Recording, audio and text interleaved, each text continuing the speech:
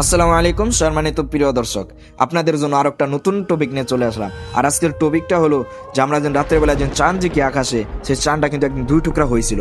জি হ্যাঁ, আপনারা সঠিক শুনতেছেন, আমি কোনো ফিল্মের ডায়লগ বলতেছি না ভাই, তো আমি এই ঘটনাটা কোন দিকে বানিয়ে বলতেছি না, এটা একটা ইসলামিক রিয়েল হিস্টোরি যা হুজুর পাক সাল্লাল্লাহু আলাইহি সাল্লামের সাথে ঘটছিল। জি হ্যাঁ, আর হয়তো আপনারা সবাই কম বেশি জানেনই যে চাঁদটা একদিন দুই টুকরা হয়েছিল, কিন্তু কিসের জন্য হয়েছিল সেটা কিন্তু আপনারা জানেন না। তাহলে চলুন আজকে ভিডিওর মাধ্যমে আমি আপনাদেরকে বলে দিই। ভিডিওটা শুরু করার আগে আপনাদের কাছে আমার ছোট একটা রিকোয়েস্ট, যদি চ্যানেলে নতুন হয়ে থাকেন তাহলে অবশ্যই সাবস্ক্রাইব করে দিবেন, কারণ আপনাদের একটা সাবস্ক্রাইব আমাকে আরো মোটিভেট করে ইসলামিক ভিডিও বানানোর জন্য। তো প্রিয় বন্ধুরা, চলুন স্টার্ট করা যাক। তো আল্লাহ রাব্বুল আলামিন কোরআনের মধ্যে সূরা আল কামার আয়াত নাম্বার 1 এর মধ্যে আল্লাহ রাব্বুল আলামিন বলেন, ইকতারাবাতিস সাআতু ওয়ানশাক্কাল কামার, অর্থাৎ আশেপাশে কিয়ামত চলে আসলো আর সাথে সাথে চাঁদটা দুই টুকরা হয়ে গেল।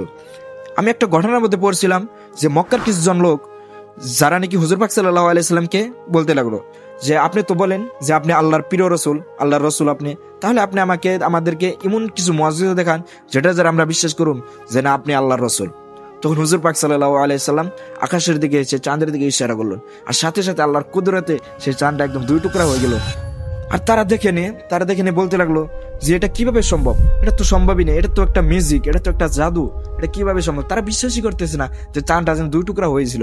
কিন্তু ফাঁকি থেকে যে মুসাফিরা রাস্তা দিয়ে আসতেছিল আটতে আটতে, তারা আসার পরে বলতে লাগলো যে না আমরা যখন রাস্তা দিয়ে আটতে আটতে আসতেছিলাম তখন দেখলাম যে চাঁদ দুই টুকরা হয়ে আছে। তখন তারা দেখে নিয়ে বলতেছিল যে এটা কোনো ধরনের মিউজিক ছিল না, এটা কোনো ধরনের জাদু ছিল না, আমরা ডাইরেক্ট নিজের চোখে দেখছি চাঁদটা দুই টুকরা হয়েছিল। এটা হলো প্রিয় নবী রাসূলুল্লাহ সাল্লাল্লাহু আলাইহি সাল্লামের মুআজিজা।